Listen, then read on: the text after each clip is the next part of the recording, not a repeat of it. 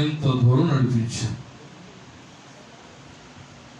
దేవుడు మనలను ప్రేమించాడు కనుకనే ఎంత దూరం మనమందరం వచ్చాం.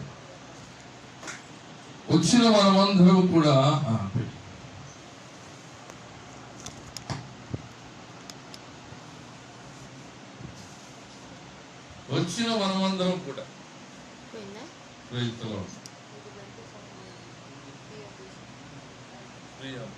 తీసేనా అక్కడ పెంచుతారు సౌండ్.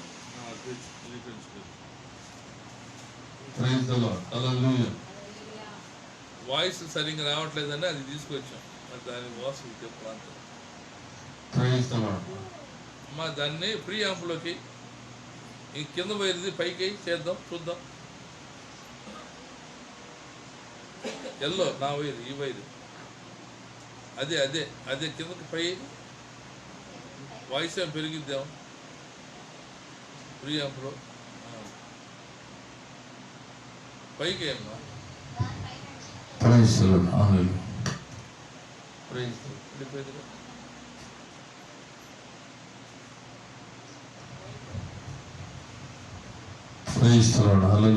సరేలేదా వదిలే దాని ప్రయత్నాలు చూస్తాను. ఇటీవా పిలిది మరి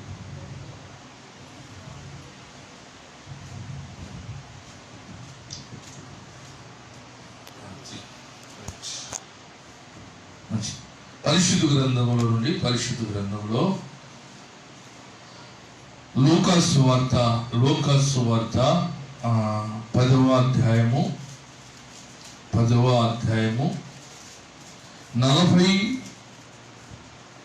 మీకు ఇంకా అర్థం అవ్వాలంటే 38వ వచనం.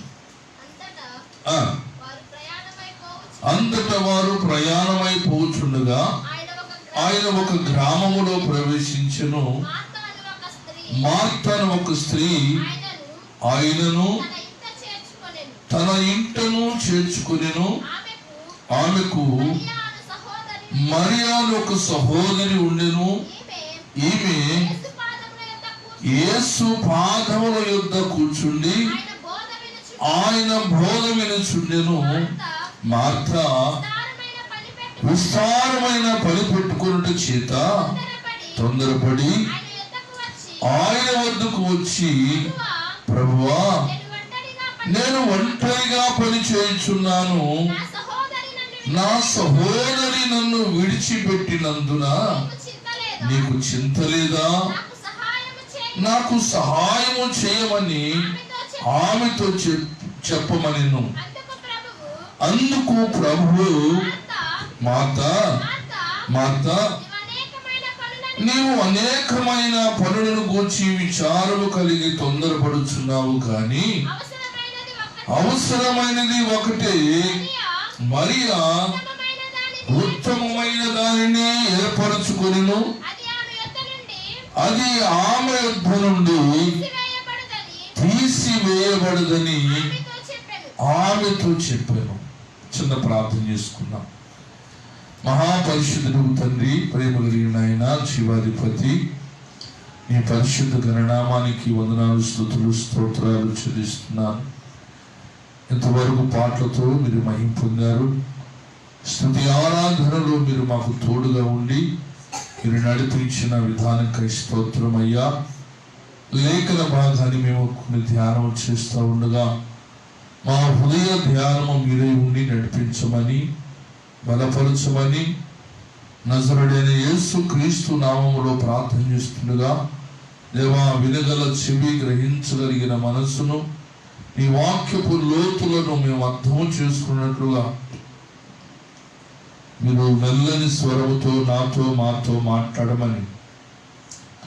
నిలబడుతున్నవాడు అల్పుడును బలహీనుడు తండ్రి, చదువు లేనిటి వాడును, జ్ఞానము లేనిటి వాడను తండ్రి. మీరు మీ జ్ఞానముతో నన్ను అభిషేకించి నీ బిడ్డలకు నాయన అర్థమైన రీతిలో నన్ను వాడుకున్నామని, నన్ను సంఘాన్ని, వాక్యాన్ని మీ చేతులకు అప్పగిస్తూ యేసు నామములో ప్రార్థన చేస్తున్నాను పరమ తండ్రి. ప్రియరా, మరి చదవబడిన ఈ లేఖన భాగంలో యేసు ప్రభును చేర్చుకున్న ఇల్లు ఒకటి ఉంది. ఏ ఇల్లు అది? యేసు క్రీస్తును చేర్చుకున్న 38వ వచనంలో రాయబడుతున్న, అంతటా వారు ప్రయాణమైపోతుండగా ఆయన ఒక గ్రామములో ప్రవేశించాడంట. కదండి, ఒక గ్రామములు అంటే ఒక ఊరిలోనికి ప్రవేశించాడు.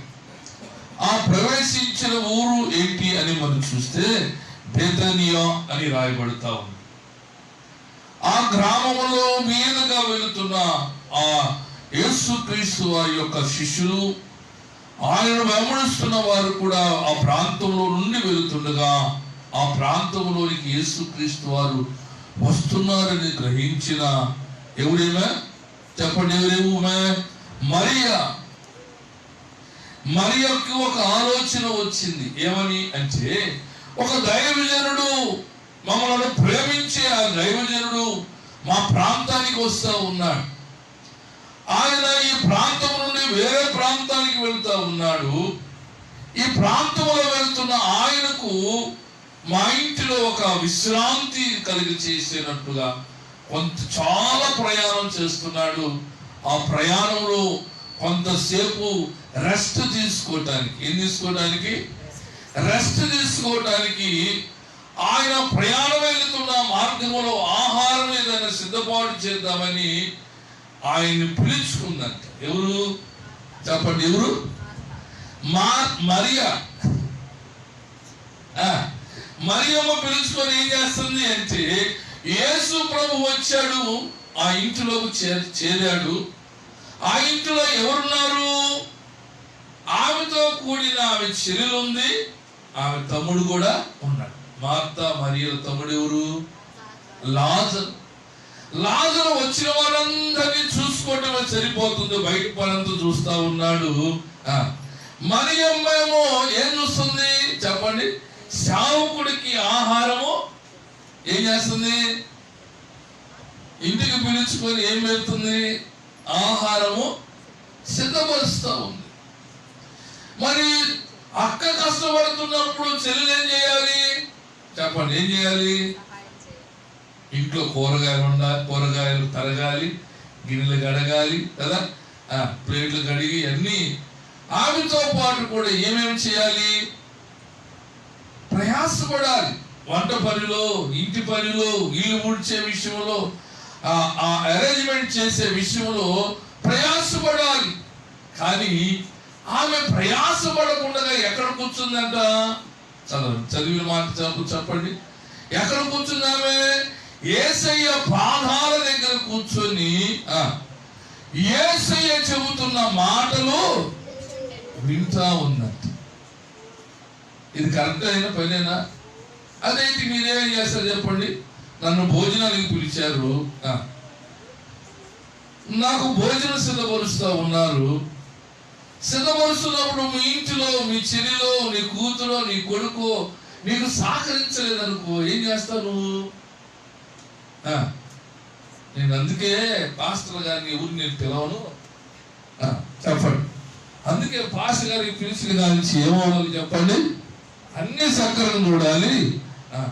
ఏది తక్కువ వచ్చినా చెప్పండి, ఏది తక్కువ వచ్చినా బాగోదు, పిలిచింది సరిగ్గా చూడలేదని అంటారని అసలు అందుకే నేను ఎవరిని పిలవట్లేదు, ఎవరిని కూడా సేవకుని పిలవను, ఏది కూడా వంట పెట్టుకోను, ఎవరన్నా పిలిస్తే పిలుచుకున్నా, నాకెందుకు నన్ను వదిలేస్తాను అనుకుంటున్నారేమో కదా, అనుకుంటారు చాలా మంది.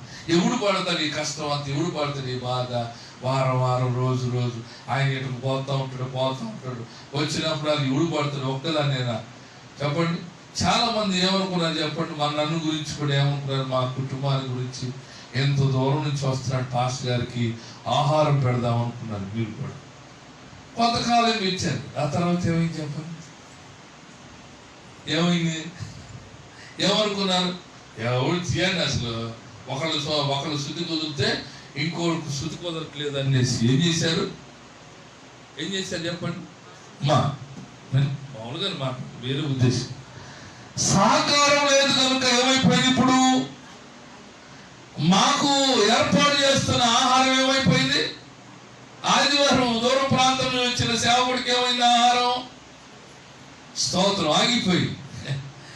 మార్తా మరియలు కూడా ఏమయ్యారంటే యేసు ప్రభు వారు అటు ఆ ప్రాంతం వెళ్తున్నా ఆ యేసు ప్రభుని చేర్చుకోవటమే కాదు కానీ ఆయనతో పాటు ఉన్న జన సమూహానికి అంటే శిష్యులందరికీ కూడా ఆహారం సిద్ధపరుస్తున్న విషయంలో ఈమె తొందరపాటు ఏం చెప్పండి? పేతురుకున్న తొందరపాటు ఏంటంటే పేతురు కూడా దేవుని పని చేయాలని ఎంతగా తొందరపడతాడో ఆ తొందరపాటులో కూడా ఏమవుతాడంటే ఏ వ్యక్తి కూడా సహకరించకపోతే వెంటనే ఏమైపోతాడు?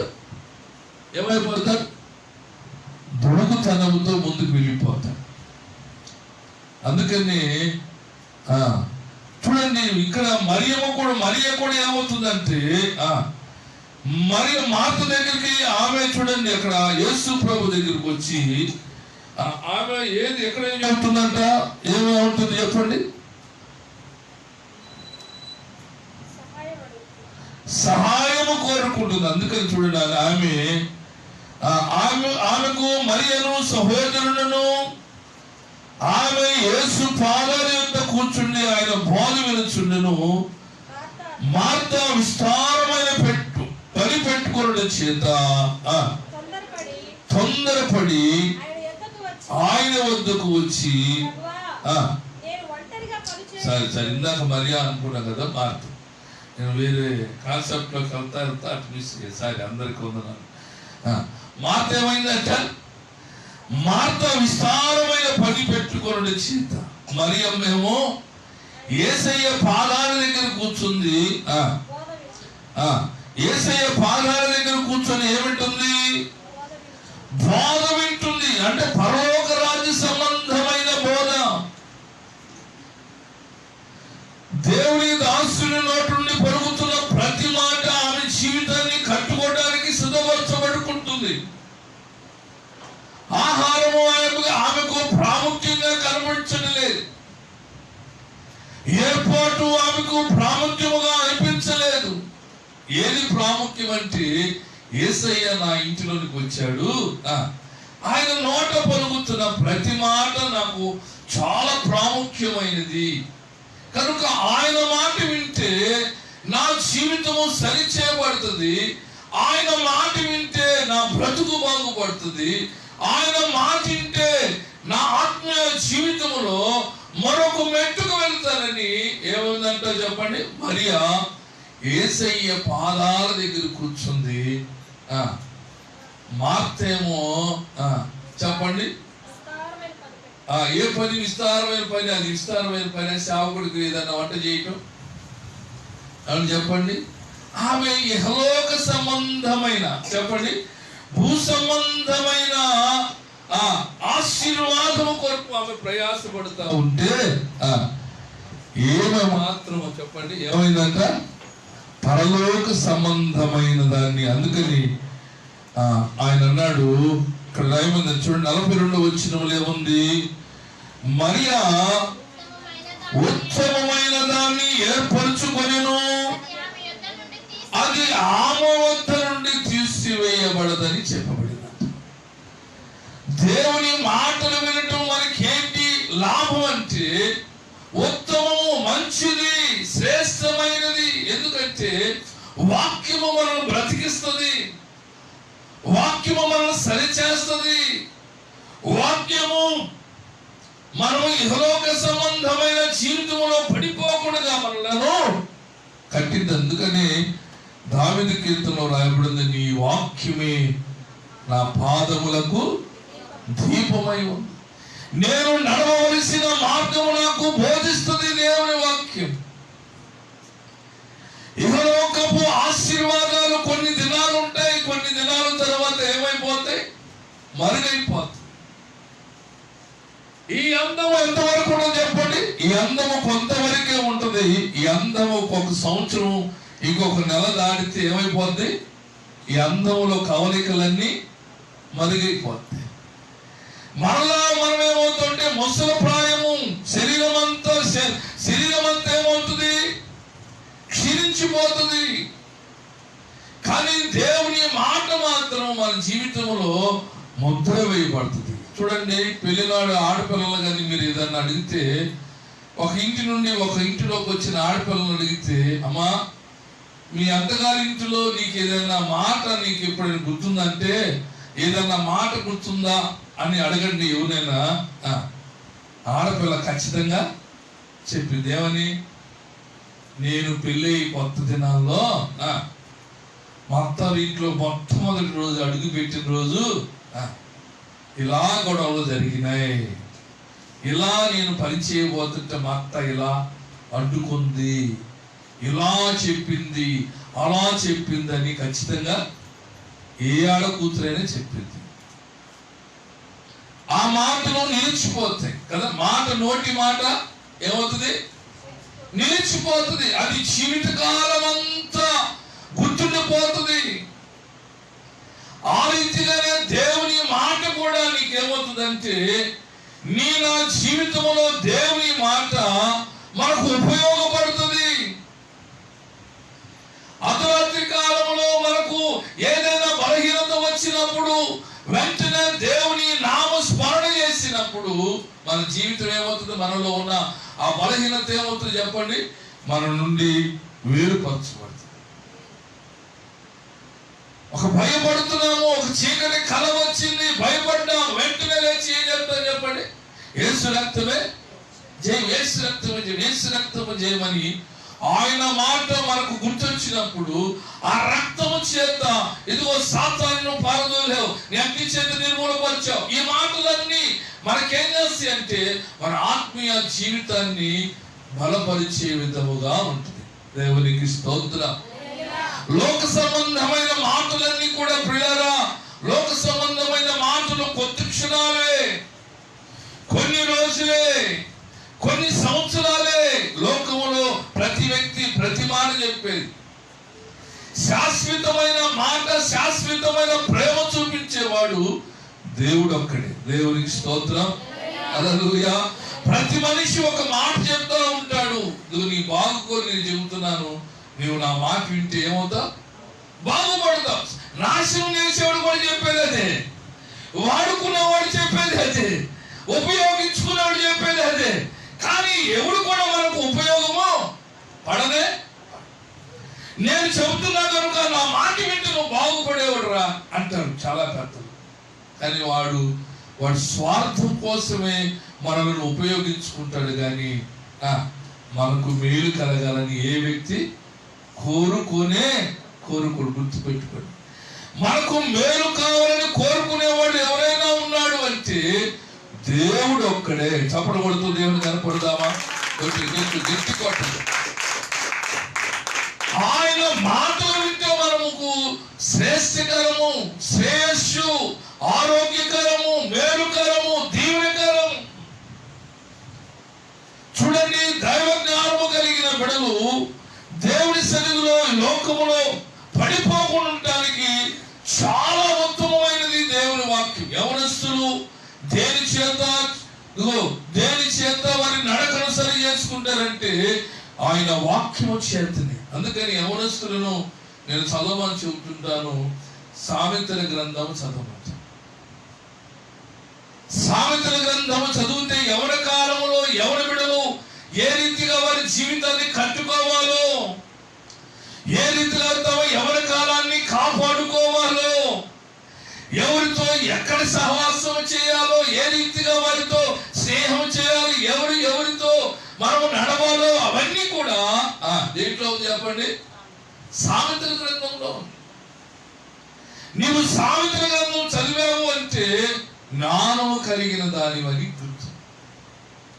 చెప్పండి, ఏం చదవతే సామెతల గ్రంథము చదువుతున్నావు అంటే లోక మాలిన్యము అంటకుండా నువ్వు బ్రతుకుతున్నావని అర్థం. నీ జీవితాన్ని దేవుని వాక్యము చేత సరి చేసుకుంటున్నావని అర్థం. దేవుని మాటలు నీ హృదయంలో పనిచేస్తుంది అని జ్ఞాపకం చేసుకోవాలి. దేవునికి స్తోత్రం. హల్లెలూయా. దేవుని వాక్యం నీ హృదయంలో ఉంటే పాపము వైపు నువ్వు చూడు.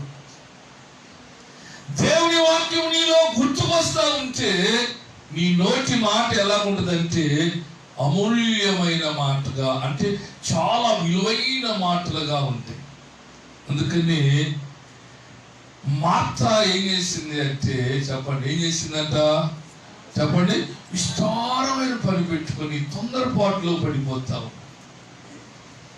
కానీ మరి ఏమో చూడండి, యేసయ్య పాదాల దగ్గర కూర్చుంది. యేసయ్య పాదాల దగ్గర కూర్చొని ఆమె ఆత్మకు సంబంధమైన ఆహారాన్ని భుజిస్తూ ఉంది కదండి. మరి ఏమో చూడండి, యేసయ్య పాదాల దగ్గర కూర్చొని ఏముంటుంది, తన ఆత్మకు కావలసిన బలాన్ని సంపాదించుకుంటుంది. మార్తేమో యేసయ్య కొరకు ఆమె కూడా ఒక ప్రయాసపడతాం. చెప్పండి, ఆమె కూడా ఒక ప్రయాసపడుతుంది. మరి ఏమేమో పరలోక సంబంధమైన దాని మీదేమో ఆశపడి ఎదురు చూస్తూ ఉంటే, మార్తేమో ఈయన కొరకు ప్రయాసపడుతూ ఉంది. ఈయన పరిచర్య కొరకు ప్రయాసపడుతూ ఉంది. తన శిష్యులకు ఆహారం ఇచ్చే విషయంలో, తనకు దేవుని యేసయ్యకు విశ్రాంతి కల్పించే విషయంలో, ఆహారము సమృద్ధికి పరిచే విషయంలో, పరిచర్యలో ఆమె ప్రయాసపడుతూ ఉంది. చెప్పండి, మార్త ఏం చేస్తుంది చెప్పండి, మార్త ఏం చేస్తుంది, యేసయ్యకు పరిచర్య చేసే విషయంలో తొందరపడుతూ ఉంటే,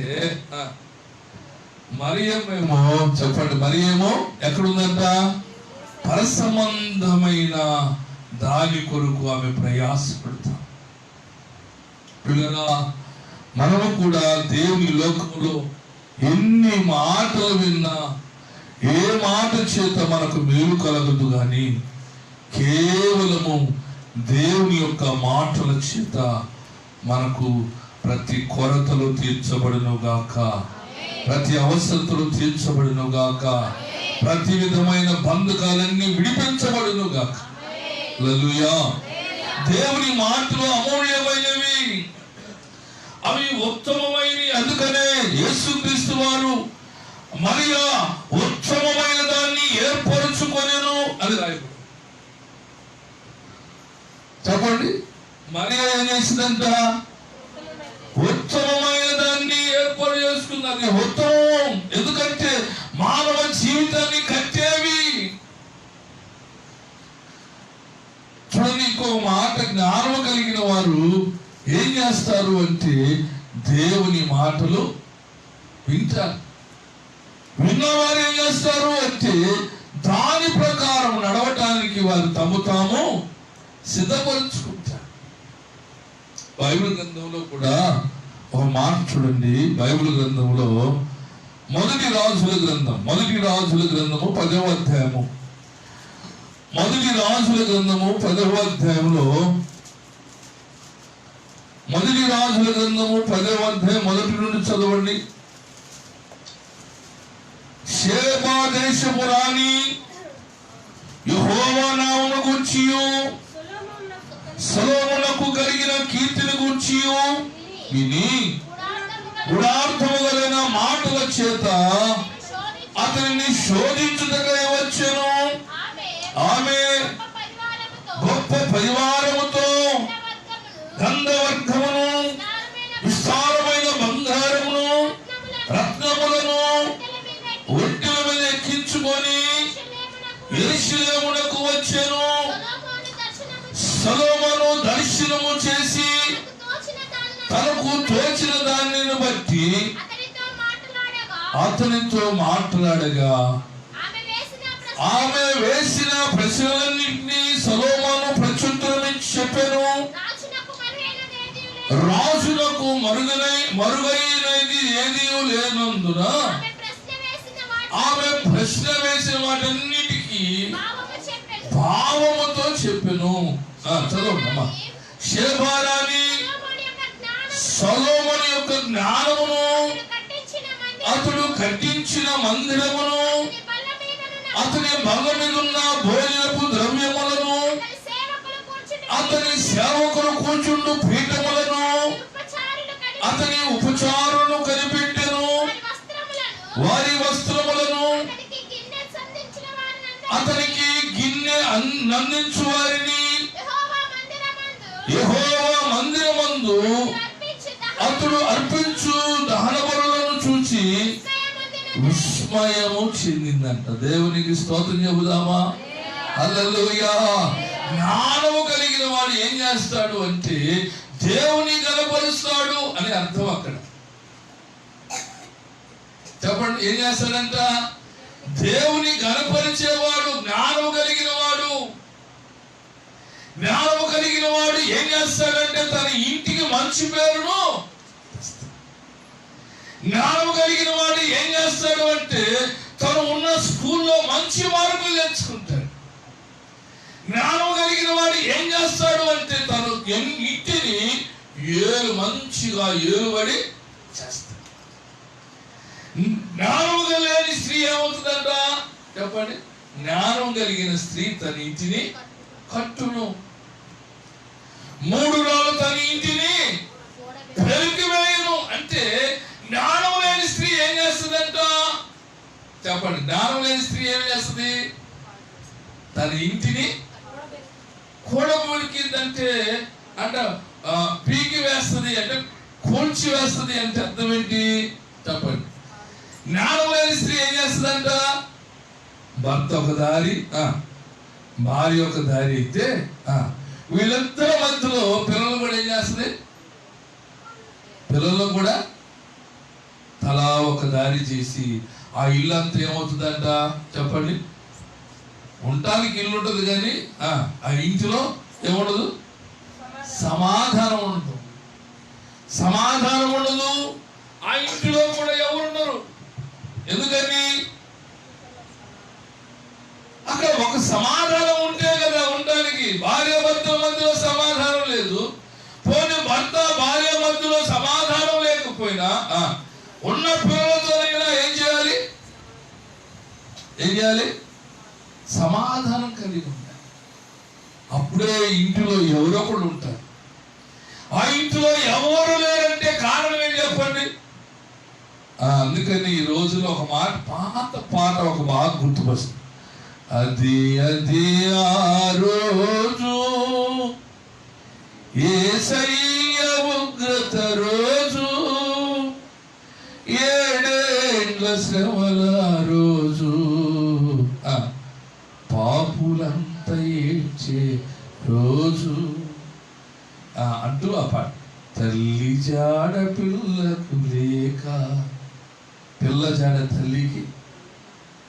ఈనాడు దినాల్లో ఎలాగుంది అంటే పిల్లరా అజ్ఞానంలోనికి వెళ్ళిపోతా ఉన్నారు. భయంకరమైన జీవితంలోనికి పడిపోతా ఉన్నారు. ఒకరికి ఒకరు ప్రేమ లేవు, ఒకరికి ఒకరు సమాధానం లేదు. ఆ ఇంటిలో పిల్లరా దేవుని వాక్యం అంటున్నారు కానీ జ్ఞానం లేని వారుగా నడుస్తూ ఉన్నారు. జ్ఞానం కలిగిన వాడు ఎలా ఉండాలి అంటే ఇంటిని కట్టుకోవాలి, దేవుని గణపరచాలి. అంతే. ఎవరిని కూడా అవమానపరిచామంటే ఎవరిని అవమానం చేసినట్టు? చెప్పండి. ఇంటిలో ఒక వ్యక్తిని నువ్వు అవమానకరంగా మాట్లాడావంటే ఎవరిని మాట్లాడినట్టు? దేవునికి అవమానం తెచ్చినట్టు. గుర్తుపెట్టుకోండి.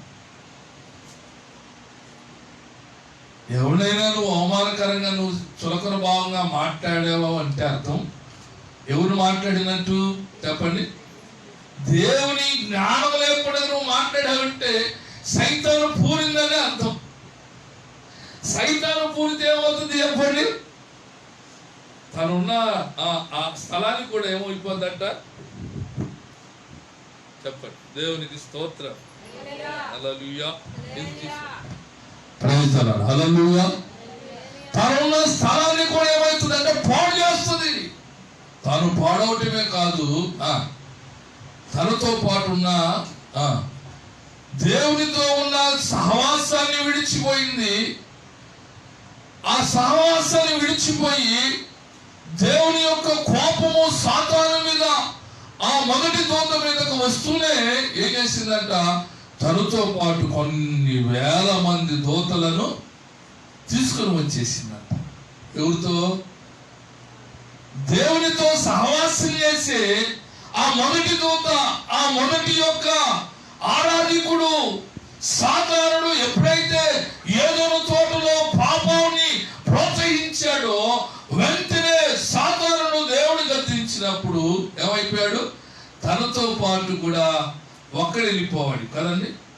కానీ ఒక్కడెళ్ళిపోకుండా ఈ సాతానుడు ఏం చేశాడంటే తనతో పాటు 3 కోట్ల మంది పైగా దూతలను తనతో పాటు దేవుడి రాజ్యంలో నుండి తీసుకుని వచ్చేసాడు.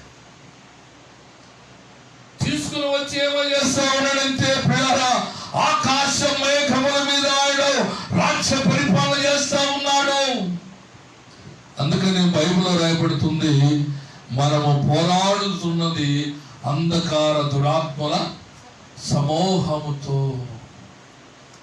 లోకనాథులతో, అధికారులతో, సాతానుతో మనము పోరాడుతున్నాము. పిల్లరా, మనం అనుకుంటున్నాము మన పరిస్థితులు బట్టి మనం పోరాడుతున్నాం అనుకుంటున్నాము. కాదు, నువ్వు పోరాడుతున్నది ఎవరితో తెలుసా?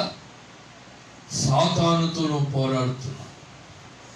జ్ఞానం కలిగిన వాడు చూసేది ఏంటంటే ఏ పరిస్థితి అయినా అది మన ఎదుటికి వచ్చిందంటే అది సాతాను యొక్క ప్రభావము చేతనే.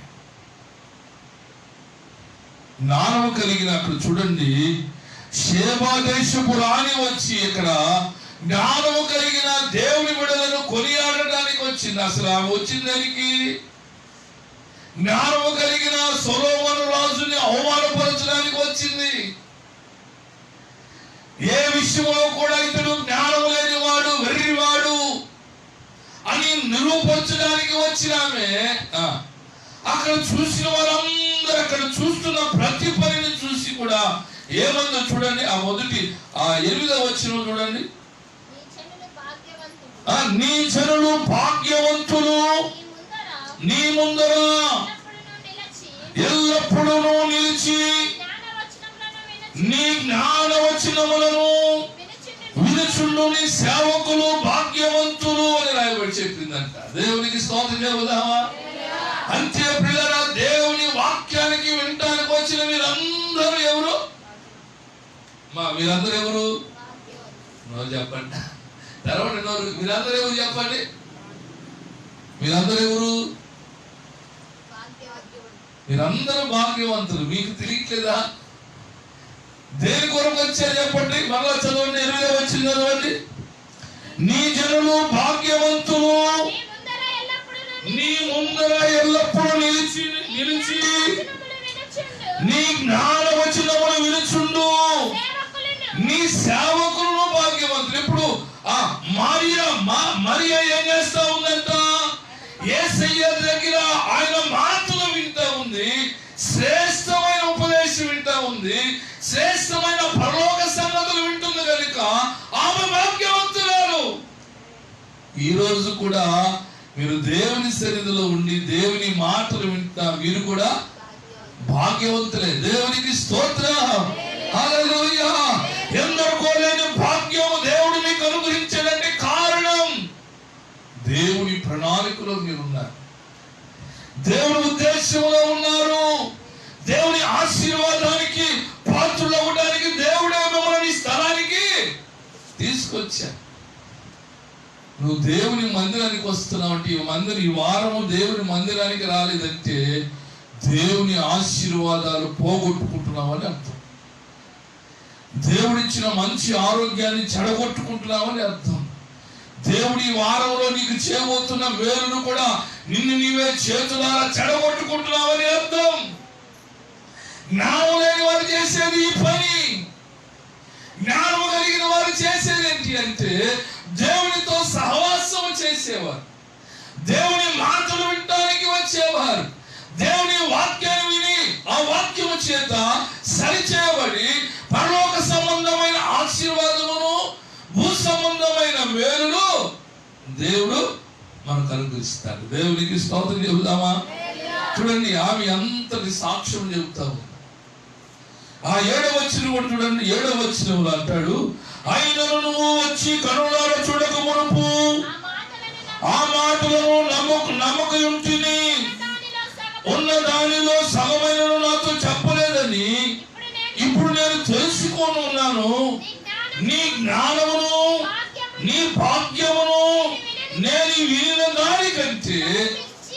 చూడండి, ఎప్పుడైతే నువ్వు దేవుని మందిరంలోనికి వస్తావో దేవుడు నీకు చేయబోతున్న మేలు అనేకులు ఎదుట సాక్షులుగా నిలబడతాయి. దేవుని మందిరానికి నువ్వు దూరం అవుతే చెప్పండి, ఏందన్నా మా పిల్ల 4 రోజులు అటు పోదు, 4 రోజులు ఇటు తిరిగిద్ది, ఏడుండదు, ఏడు సరిగ్గా సేవ ప్రార్థన కన్నా పోదు, పోయేదన్నా అట్టన పోదు, 4 రోజులు పోతే 4 రోజులు ఇంట్లో ఉంటుంది, అన్ని బాధలు ఇబ్బందులు ఇరుకులు అంటది, ఏది కూడా నాకు మేలు కలగట్లేదు అంటే ఎలా జరిగింది? మేలు ఎలా జరిగింది చెప్పండి? మేలు చేయవాడి దగ్గరికి ఏమో మనం నిర్లక్ష్యముగా ఉంటున్నాము, అవునా కదా? కీడు జరిగించే వారితోనేమో ఎక్కువ సహవాసం చేస్తా ఉన్నాం. బైబిల్ చెప్తోంది, షేబా దేశపు రాణి వచ్చి జ్ఞానము కలిగిన ఆమె సొలొమోనును ఏ విధము చేతనైనను దేవుని యొక్క జ్ఞానాన్ని అవమానపరచడానికి వస్తే అక్కడ సొలొమోను గురించి విన్నదానికంటే ఆమె కనులార చూసిన దాన్ని గొప్పగా చెప్తాం. ఏమని చెప్తుంది చెప్పండి? ఏమంటే అక్కడ నీ జ్ఞానమును నీ భాగ్యమును నేను వినడానికి బహుగా. కారణం ఏంటి అంటే అతడు దైవ జ్ఞానము కలిగిన వాడుగా. నీవు కూడా ఏం చేయాలి? నేను గూర్చి విన్నప్పుడు నీ క్రియలను బట్టి, నీ విశ్వాసాన్ని బట్టి, నీ భక్తిని బట్టి, నువ్వు చేస్తున్న పరిచర్యను బట్టి అనేకులు చెప్పుకున్న దానికంటే నువ్వు దేవుని మందిరంలో చేసే పరిచర్య చూసినప్పుడు అంట మరి నిన్న దానికంటే చాలా ఎక్కువ చేస్తున్నామా దేవుని కొరకు అని అనేకులు సాక్షులు ఎదుటిగా మనలను దేవుడు నిలబెడతాడు. దేవునికి స్తోత్రం, హల్లెలూయా. చూడండి, అందుకని చూడండి, ఒక మాట దేవుడు యేసుక్రీస్తు వారు కూడా ఒక మాట చెప్తాడు. చూడండి, యోహాను సువార్త 5వ అధ్యాయంలో, యోహాను సువార్త 5వ అధ్యాయము 24వ వచనంలో అంటాడు ఒక చక్కని మాట అంటే. చూడండి, ఈ నా మాటలు విని అక్కడ రాస్తాడు చక్కని మాట. కాబట్టి నా మాట విని నన్ను పంపిన వారి యందు విశ్వాసముంచువాడు నిత్య జీవము గలవాడు, వాడు తీర్పులోనికి రాక మరణములో నుండి జీవములోనికి దాటి ఉన్నాడని మీతో నిశ్చయముగా చెప్పుచున్నాను. దేవునికి స్తోత్రం, హల్లెలూయా, హల్లెలూయా. దేవుని మాటలు నీవు ఉంటే నీ జీవితంలో ఏం చేయబడుతుంది అంటే మరణము నుండి తప్పించబడతావు. జ్ఞానం కలిగి నువ్వు నడుస్తావు. ఇహలోక జీవితానికి స్వస్తి చెప్పి పరసంబంధమైన వాటి మీద నీ మనసును. అందుకని రాయబడింది పత్రికలలో మీరు చూస్తే, మనము పైనున్న వాటినే అపేక్షించాలి కానీ భూ సంబంధమైన వాటి మీద ఏది కూడా మన మనసు, నీ మనసు నా మనసు దేని మీద ఉండాలి అంటే పరసంబంధమైన మనసు కలిగి ఉండాలి. దేవునికి స్తోత్రం, హల్లెలూయా, హల్లెలూయా. ఎప్పుడైతే పరసంబంధమైన మనసు నువ్వు కలిగి ఉంటావో పరలోకములో నుండి భూలోకానికి దేవుడు నీ మీద ఆశీర్వాదపు చల్లులను దేవుడు కుమ్మరిస్తాడు. దేవునికి స్తోత్రం. దేవుడు ఒక్కడే మనను ఆశీర్వదించేవాడు, దేవుడు ఒక్కడే మనను ఆదరించేవాడు, దేవుడు ఒక్కడే మనల్ని ప్రేమించి హక్కును చేర్చుకునేవాడు. కొంతకాలం ఈ లోకములో కొంతకాలము హక్కును చేర్చుకున్న ఏదో ఒక దినాన విసిరివేస్తారు. విసిరివేయటమే కాదని పిల్లల మనలను చాలా చులకన భావంతో మాట్లాడతారు, చాలా హేళన చేస్తారు. మన జీవితము ఇదిగో అన్ని అనుభవించిన తర్వాత వారు మాట్లాడుతున్నప్పుడు ఇంకా నేను బ్రతికి ఎందుకున్నాను అనిపిస్తుంది. అనవసరంగా వీళ్ళతో ఉండి వీళ్ళతో నేను మాట్లాడిపించుకున్నానని అనిపిస్తుంది. నా జీవితంలో కూడా చాలా మంది పిల్లరా ఎన్ని అంటున్నా నేను ఒకటే కోరుకుంటున్నా, దేవుడు నన్ను పిలిచాడు, నన్ను ఏర్పాటు చేశాడు. దేవుడు ఒక దినాన దేవుడు నాకు మంచి జీవితాన్ని ఇస్తాడని విశ్వాసాన్ని కలిగి నడుస్తూ ఉన్నాను. దేవునికి స్తోత్రం. నా విశ్వాసం ఎన్నడూ నన్ను సిగ్గుపరచని లేదు. కాకపోతే ఒక దినాన అనుకున్నది ఒక దినం కాకపోయినా ఏదో ఒక దినాన ఏదో ఒక సంవత్సరములో దేవుడు నన్ను ఖచ్చితంగా ఆశీర్వదిస్తాడు. దేవునికి స్తోత్రం. అంతవరకు నేనేమి కలిగి ఉండాలి అంటే ఆయన ఎదుట నేను నమ్మకస్తుడిగా ఉండాలి, జ్ఞానము కలిగిన వాడిగా ఉండాలి, యథార్థత కలిగిన వాడిగా ఉండాలి, నమ్మకస్తుడై ఉండాలి. దేవునికి స్తోత్రం. హల్లెలూయా. ఒక వ్యక్తిని ప్రేమించాలంటే ఏం చేయాలి చెప్పండి? అవునండి, అతనికి నమ్మకత్వాన్ని కలిగించాలి. అవునా కదా? నీ ఎదుటి వ్యక్తి నమ్మకత్వాన్ని బట్టి యువతుల వ్యక్తి కూడా ప్రేమించే విధానం కూడా మారిపోతుంది. అతని దగ్గర నేను అపనమ్మకముగా అవిశ్వాసముగా నిలకడలేని వాడిగా ఉన్నాను అనుకోండి, ఏమవుతుంది చెప్పండి? నా ద్వారా పొందే ఆ మేలు కూడా ఏమైపోద్ది? అతని ద్వారా పొందే మేలు కూడా. ఒక ఆయన అన్నాడు, ఒక మాట అన్నాడు ఒక దైవజనుడు ఏమనంటే, విశ్వాసం నీలో ఉంటే నా ద్వారా నీకు కార్యాలు జరిగిస్తాను. నా మీద నీకు అవిశ్వాసం ఉందనుకోండి, ఆయన అంతే అంటాడు, ఆయన అంతే చేస్తాడండి. అవసరానికి దేంట్లో వాడుకున్నాడు చెప్పండి, ఏది ఆడుకున్నాడు చెప్పండి, అది వాడి దగ్గర లేదు, నా దగ్గర లేదు, అంటే ఇబ్బందుల్లో ఉన్నానంటాడు, ఏది కూడా రూపాయడు. ఆయన ఏం చేస్తాడండి అని నా మీద అపనమ్మకం ఉందనుకోండి, దేవుడు నాకు ఇచ్చినప్పుడు నీకు ఏదైనా చెయ్యాలంటే రాదన్నాడు. ఆయన ఎవరో కూడా కాదు, గిద్దోని గారే.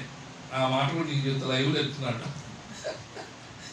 గిద్దోని గారు ఏమన్నాడంటే, బ్రదర్, విశ్వాసం నీలో ఉందనుకో, నా ద్వారా నీకు కార్యాలు ఏదైనా దేవుడు చేస్తాడు. నా మీద నీకు అవిశ్వాసం ఉన్నారు కాదు. గిద్దోని గారు ఇంతే చెబుతాడా? ఉంటే ఆయన అంటాడు, ఈయనంటాడు, ఆయన చేస్తాను ఈయన చేస్తానంటాడు, డబ్బులు ఖర్చు పెట్టిస్తాడు, కానీ ఆయన ఏం చేయడంటే ఆయన చేయడు, ఈయన కూడా చేయడు అని నువ్వు నా మీద ఉన్నావు అనుకో, నా మీదే మొదటిగా అపనమ్మకం నీలో ఉంది కాబట్టి దేవుడు కూడా నాకు వచ్చినప్పుడు నీకు చేయడానికి ఏమిటంట మనసు రానియడు. ఎందుకని? అపనమ్మకం ఆల్రెడీ ఉంది కదా, ఇక నేను చేసినా చేయకపోయినట్టే లెక్క కదా. అందుకని యేసుక్రీస్తు వారి మాటలు నమ్మదగినవి, అవి శ్రేష్టమైనవి. మనుషుల మాటలు నిరుపయోగము, నిరర్థకమైనవి. అవి జీవితాలను పాడు చేసేవే కానీ కట్టేవి. అవే దేవుని మాటలు ఏంటంటే మానవ జీవితాన్ని కట్టి, దుర్మార్గుడు, దోపిడీదారుడు, వ్యభిచారులు, దొంగతనాలు, త్రాగుబోతులు, చూడండి పిల్లరా, ఈ లోకంలో భయానకంగా బ్రతికిన వారందరూ కూడా దేవుని వాక్యం విని వాక్యము చేత పట్టబడి విశ్వాసము జీవితంలో స్థిరపడుతున్నారంటే కారణం దేవుని వాక్యమే. చాలా మంది ఈ దినాల్లో ఏమవుతున్నారంటే దేవుని వాక్యం వింటున్నారు, లోకంలో వెళ్ళిపోతున్నారు. కష్టకాలాలు ఎంతకాలం అంటే నా జీవితం ఇంతే అనుకోకూడదు. ఎప్పటికైనా నీ నోటి మాటే దేవుడు స్థిరపరుస్తాడు. దేవునికి స్తోత్రం చెప్పండి. హల్లెలూయా. నీ విశ్వాసపు పలుకులే నీకు గోడలు కట్టబడతాయి. నీ విశ్వాసపు జీవితమే నీ కుటుంబాన్ని బాగు చేస్తుంది. నీ విశ్వాసపు ప్రయాణంలో నడిచే నడవడికే ఈ లోకంలో మంచి సాక్ష్యాన్ని కలిగిస్తాయి. దేవునికి స్తోత్రం. చూడండి, చాలా మంది కుటుంబాల్లో భర్తలు మారదు, ఆయన ఎప్పుడు మారడు. అనో నువ్వు ఎంత చేసినా ఆయన అంతేనన్నా, అనో నువ్వు ఎంత చేసినా అంతేనా అనుకో, ఇంకింతే. స్తోత్రం. ఆడ మారేనమ్మా, నన్ను అర్థం చేసుకో. నువ్వా మారింది నిన్ను తెలియలా? ఇందాక అంత కోపడ్డావు, నువ్వేరా మారావు? నువ్వేందయ్యా నువ్వు మారింది?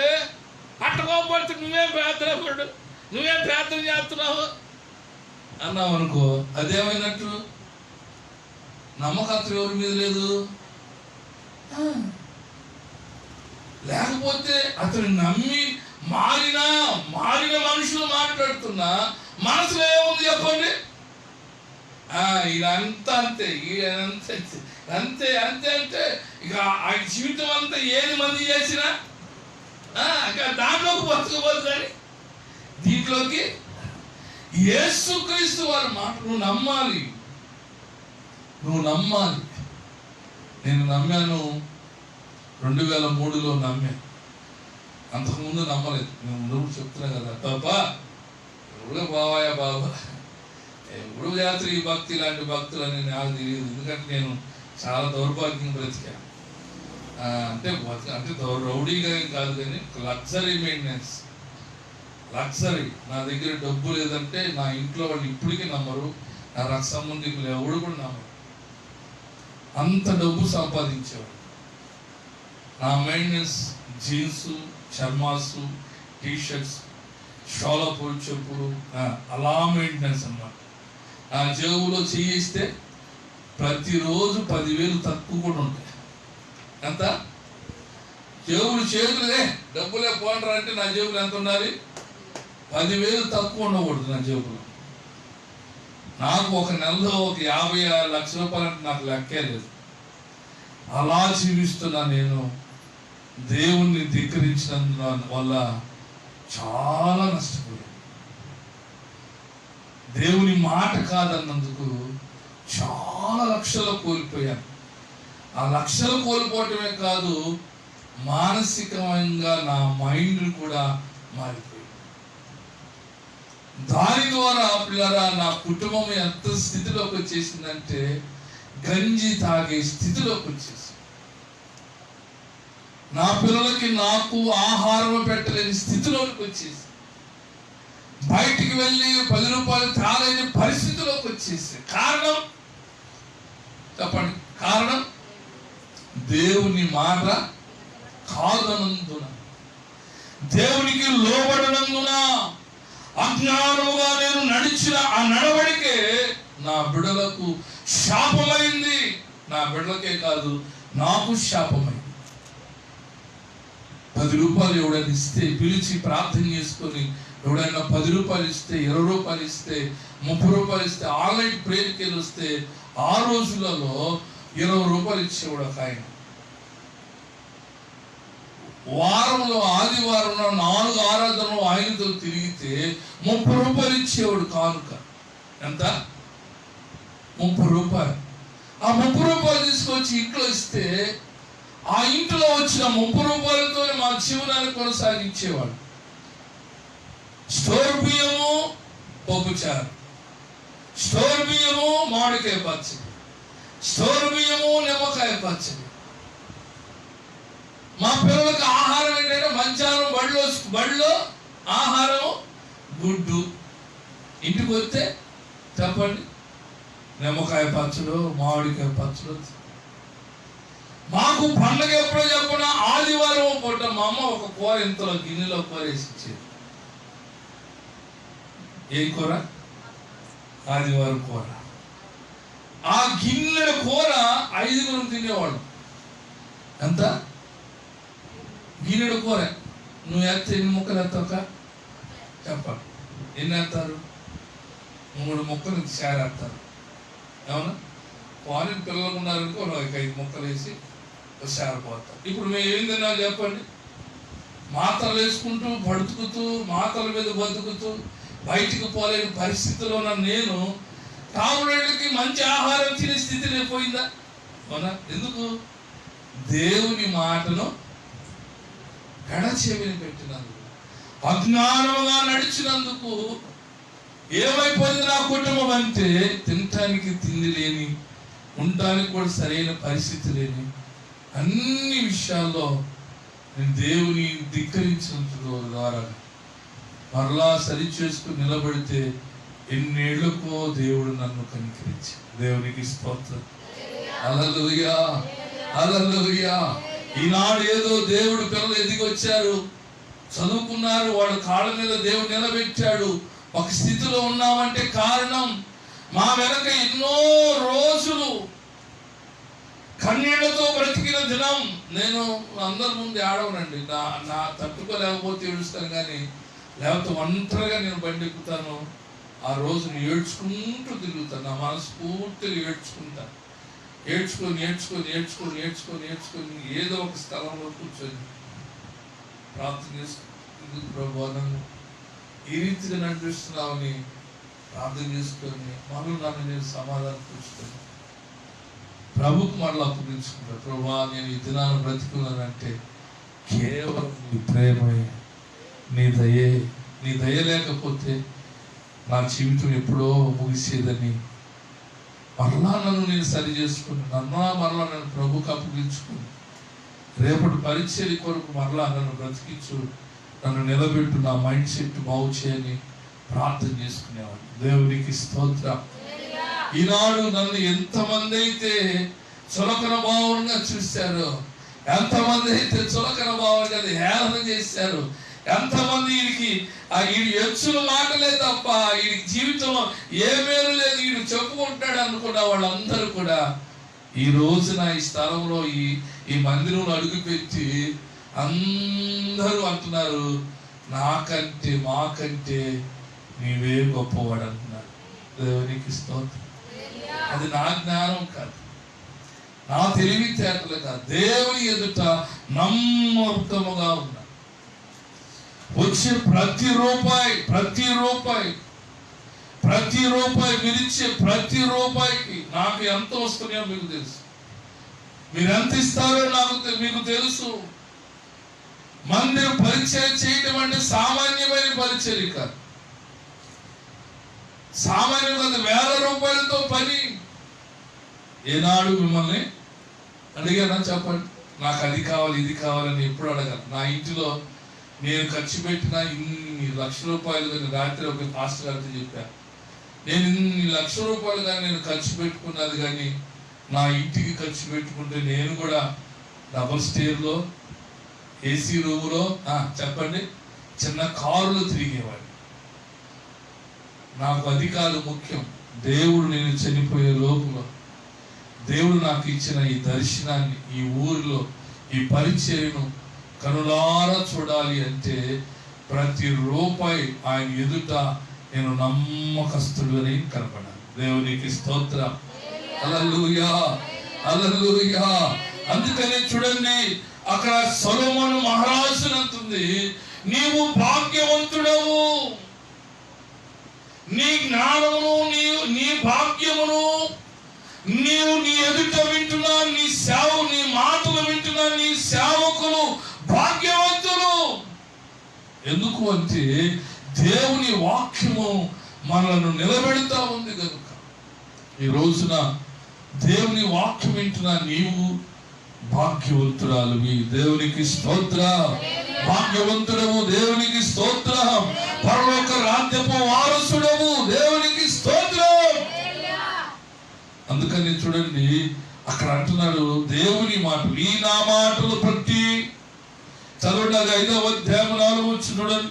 24వ వచనం చూడొస్తాడు. ఏమంటాడంటే, ఇదిగో 24వ మాట్లాడుతున్నాడు, నా మాట విని నన్ను పంపిన వారి యందు విశ్వాసం ఉంచువాడు నిత్య జీవము గలవాడు, వాడు తీర్పులోనికి రాక మరణములో నుండి జీవములోనికి దాటి ఉంటాడు. ఎక్కడ దాటాడని చెప్పండి, దేవుని వాక్యం విన్నా నీవు ఎక్కడికి పోతావు?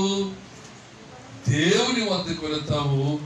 ఆ మాటలు చూడండి. అందుకని ఈ మాటలు అక్కడ రాస్తా ఉన్నాడు, నీ మాట ప్రమాణమై ఉన్నాడు. చెప్పండి, నీ మాట, దేవుని మాట విన్నా నీవు ప్రమాణం చేయాలి. ప్రమాణికుడు అప్రమాణికుడుగా ఉండకూడదు, ప్రమాణికుడుగా ఉండాలి. అంటే ప్రమాణం చేసేవాడిగా ఉండాలి. దేవుని మాటలు విన్నా నీ జీవితంలో కూడా నువ్వు ఒక దినాన ప్రమాణం చేస్తావు. ఎక్కడ చెప్పండి, ఎప్పుడు చేస్తాం ప్రమాణం? దేవుని మాటలు విని, దేవుని వాక్యం విని, వాక్యానుసారమైన జీవితాన్ని సరి చేసుకోవడానికి మారు మనసు బాప్తిస్మం పొందే రోజున ప్రమాణం చేస్తాం. ఏమని చెప్పండి, ఏమని? నేను ఇక లోకం వైపు చూడను. చెప్పండి, లోకాశలో పడిపోను, ఏడబడితే ఆడు కూర్చోను. చెప్పండి, ఎక్కడంట? ఉంటే సేవకుడితో కలిసి సహజీవనం చేస్తాను. సంఘంలో జరుగుతున్న ప్రతి కార్యక్రమంలో పొందుతాను, క్రమముగా ఉంటాను, అక్రమంగా నేను నడవను.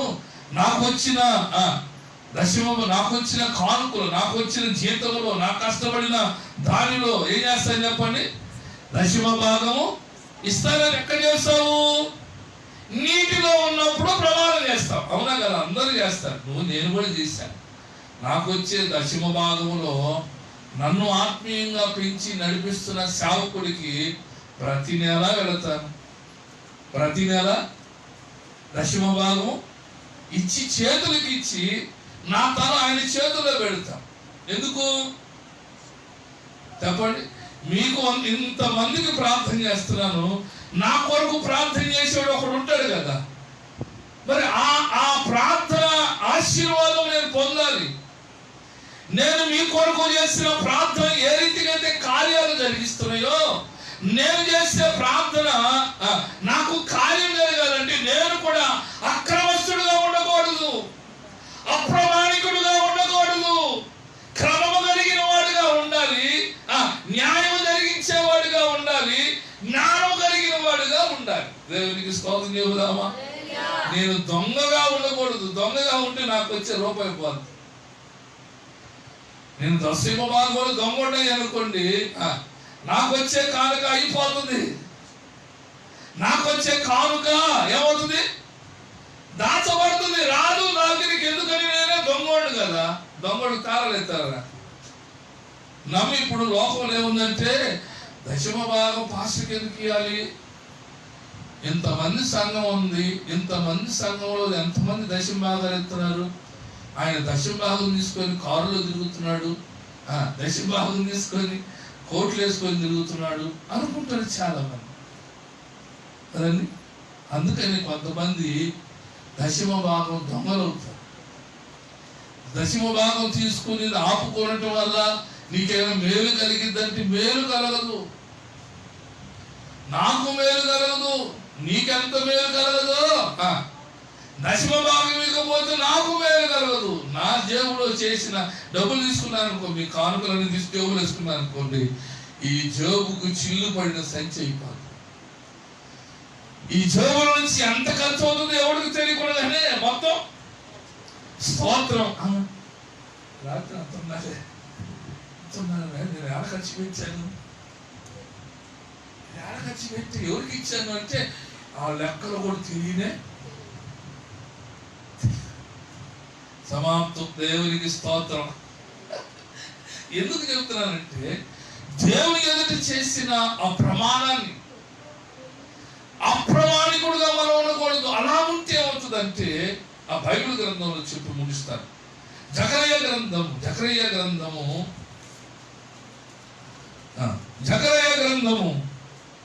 5వ అధ్యాయం 2వ వచనం చూడండి. నీకేమి కనబడుచున్నదని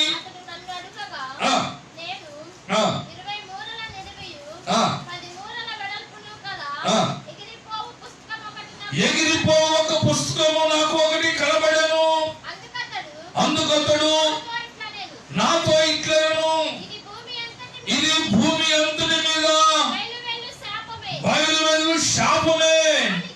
దానికి ఒక ప్రక్కన రాసి ఉన్న దాన్ని బట్టి దొంగిలిల్లు వారందరూ కొట్టివేయబడుదురు. రెండవ ప్రక్కన రాసి ఉన్న దాన్ని బట్టి ఇదే సైన్యములకు అధిపతియకు యెహోవాకు నేనే దాన్ని బయలు దేని చేయుచున్నాను. అది చూడండి, ఎక్కడంటండి శాపం ఎక్కడ వస్తుందంట? అమ్మా, దొంగతనం చేశారనుకోండి, దేవుని యొక్క సొమ్ము నేను దొంగతనం చేశారనుకోండి, ఏమొస్తుందంట? ఆ శాపం ఎవరి ఇంట్లోకి పోతుందంట? అది దొంగలలోను నా నామమును బట్టి అబద్ధ ప్రమాణం చేయు వారి ఇళ్లలోను ప్రవేశించి వారి ఇళ్లలో ఉండి వాటి దూలములను రాళ్లను నాశనము చేయును. దేవునికి స్తోత్రం చెబుదాం. హల్లెలూయా. కారణం ఏంటంటే మనం ఆశీర్వదించబడలేకపోవటానికి కారణం మనం చేసిన ప్రమాణానికి మనం కట్టుబడి ఉండకపోవటం. తెలియదు శాపము, దేవుని ఉగ్రత, కీడు ఏ విధంగా వస్తుందో ఎవరికి కూడా తెలియదు. నా ఇంటిలో ఏదైనా వచ్చిందంటే కారణం నేను ఏడో తప్పిపోయాను అని చూసుకుంటా. అంటే మీరు చూడట్లేదని కాదు చెప్తున్నాను, దేవుని వాక్యం చెప్తా ఉన్నా. దేవుని వాక్యము ఎలాంటిదంటే మనలను మరణములో నుండి ఏంటండి జీవములోనికి దాటించే విధముగా ఉండాలి, కానీ అప్రమాణికుడుగా మనం ఎన్నడూ ఉండనే. ఎదుటి దేవుని ఎదుట మనం ఎలాగుండాలంటే నమ్మకస్తుడై ఉండాలి. దేవునికి స్తోత్ర. సంఘములో కూడా నువ్వు ఎలాగుండాలి అంటే నమ్మకస్తురాలుగా ఉండాలి. ఏదైనా ఒక పని చెబితే ఆ వ్యక్తి మీద నమ్మకము సేవకుడికి కనబడాలి. దేవునికి స్తోత్రం. హల్లెలూయా. సేవకుడి ఎదుటే నమ్మకస్తుడుగా లేకపోతే ఇక దేవుని ఎదుట ఉంటామా? ఉండనే ఉండం. దేవుడికి నమ్మకం కలగాలంటే దేవుడు ఒక సేవకుడిని మనకు పంపించి, మన ప్రాంతానికి పంపించి ఆ ప్రాంతంలో సేవను దేవుని కొరకు చేస్తున్నాడంటే కారణం అది తన కొరకు బ్రతకటానికి చేస్తున్నాడా, సంఘాన్ని కడటానికి చేస్తున్నాడో ప్రజలందరికీ తెలుస్తుంది. తెలిసిద్దా లేదా అమ్మా?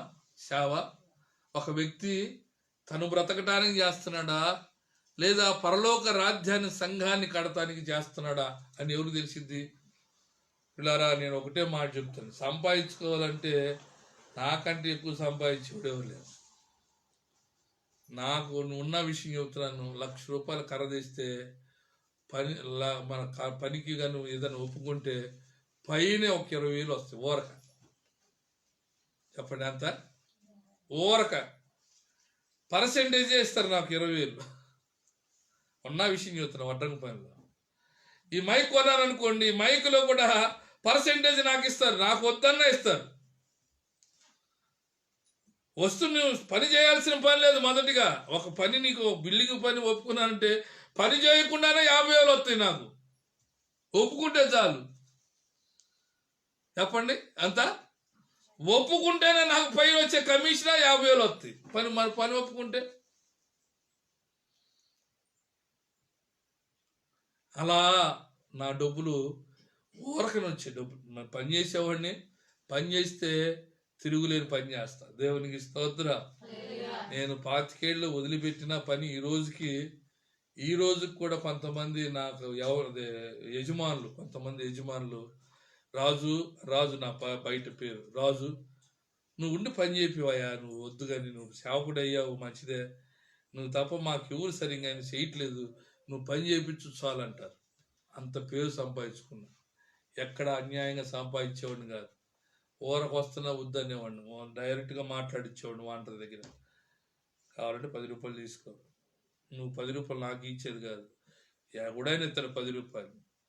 నీ దగ్గరికి మరలా ఈ పార్టీ రావాలంటే నాకు మంచి కర్ర, నేను కోరుకున్నది ఆ పార్టీకి నచ్చిన కర్ర నాకు ఇవ్వాలంటేనే ఆ పార్టీకి ఆ అడితిలో కర్ర ఇప్పించేవాడు. నగరం పాలెంలో రాజు, డొంకరోడు రాజు అంటే ఇప్పటికీ మంచి పేరు సంపాదించుకున్నా. దేవునికి స్తోత్రం. హల్లెలూయా. కనుక నేను ఒకటే చెప్తున్నా మీ అందరికీ, దేవుని మాట వినండి, దేవునికి లోబడండి. దేవుని మాట నీవు వింటే భాగ్యవంతుడు అవుతావు. దేవునికి స్తోత్రం. హల్లెలూయా. నీ పిల్లలు భాగ్యవంతులు అవుతారు. నీ పిల్లలు ఆశీర్వదించబడిన వారుగా ఉంటారు. నీ పిల్లలు ఈ రోజున ఒక దినాన నీ రోజు నువ్వు కష్టపడవచ్చేమో, ఈ రోజు నువ్వు అవమానపడవచ్చేమో, ఈ రోజు నువ్వు నిందలు పడవచ్చేమో, ఈ రోజు నువ్వు చులకన భావంగా చూడవచ్చేమో, ఒక దినాన దేవుడు నిన్ను ఆశీర్వదిస్తాడు. ఆయన ఎదుట నువ్వు నమ్మకముగా ఉంటే, నిలకడగా ఉంటే, విశ్వాసము జీవితమును కొనసాగించబడితే ఆ విశ్వాసము జీవితములో దేవుడు నిన్ను చూస్తాడు. హల్లెలూయా. హల్లెలూయా. నిన్ను కుమార్తె, నా కుమారుడు మంచివాడు, భాగ్యవంతుడు, కనుక వీడు మరణానికి, శాపానికి పాత్రుడు కాడు. ఇతడు ఎక్కడికి పోతాడంటే ఆ మరణములో నుండి జీవములు దాటినోడంట. ఎక్కడికండి? జీవములో నుండి దాటినోడంట. దాటినోడంటే దేవుని యొక్క కుడి హస్తాలలోనికి వెళ్ళిన వాడవు. దేవునికి స్తోత్ర, హల్లెలూయా. కనుక దేవుని ఈ మాటల చేత మనల్ని మనం బలపరుచుకుందాం. దేవుడు ఇచ్చిన వాక్యాన్ని దీవించి ఆశీర్వదించును గాక. ఆమేన్. హల్లెలూయా. ప్రార్థన చేద్దాం, ప్రార్థన చేసుకుందాం, ప్రార్థన చేసుకుందాం, ప్రార్థన చేద్దాం. విన్న వాక్యాన్ని సరి చేసుకుంటూ, విన్న వాక్యాన్ని బట్టి ఇదిగో దేవా, నీ సన్నిధిలో ఇంతటి మాటలు వినటానికి మీరు ఇచ్చిన భాగ్యముకై స్తోత్రం అయ్యా. ఇదిగో నీ మాట నీ సన్నిధిలో విన్న ప్రతి మాటను బట్టి మా జీవితాలు సరి చేయబడటానికి, నీ కొరకు సాక్షులుగా నిలబడటానికి, నీ ఎదుట నమ్మకస్తులుగా ఉండటానికి నన్ను బలపరచయ్యా, నన్ను ఆశీర్వదించయ్యా, నన్ను తండ్రి జ్ఞాపకం చేసుకోయ్యా. అయ్యా అయ్యా అయ్యా, నా జీవితం కాదయ్యా, నా బిడ్డలు ఉన్నారయ్యా, నా కుటుంబం ఉందయ్యా. ప్రతి పరిస్థితులు కట్టయ్యా, నా బిడ్డల జీవితాన్ని కట్టయ్యా. అయ్యా, నా బిడ్డల బ్రతుకును బాగు చేయ్యా, ఆశీర్వాదకరముగా మేలుకరముగా ఉండాలయ్యా. ఇదిగో నా జీవితం ఎలాగున్నప్పటికీ ప్రభువా, ఇదిగో నేను నీ యందు విశ్వాసం ఉంచినానయ్యా, నీ యందు నాయన నమ్మకముగా ఉన్నానయ్యా. నీ ఎదుట నాయన నీ సన్నిధిలో అయ్యా నీ మాటలు వినటానికి వచ్చిన వాడును, వచ్చిన దానయ్యా. కనికరించయ్యా, నన్ను బలపరచు ప్రభువా అంటూ ప్రార్థన చేద్దాం. దేవుడు నీ ప్రార్థన ఆలకిస్తా ఉన్నాడు. నీ ప్రార్థన చెవియొగ్గే దేవుడుగా ఉన్నాడు. నీ ప్రార్థనకు ప్రాచుత్యం ఇచ్చే దేవుడుగా ఉన్నాడు. కనికరము కలిగిన దేవుడు, కృప కలిగిన దేవుడు నీకు తోడై ఉండి నిన్ను బలపరచబోతున్నాడు. హల్లెలూయా, హల్లెలూయా. ప్రార్థన చేద్దాం. ఒకడు ప్రార్థన చేయండి, దేవుడు మిమ్మల్ని బలపరచున్నట్లుగా. స్తోత్రం, స్తోత్రం.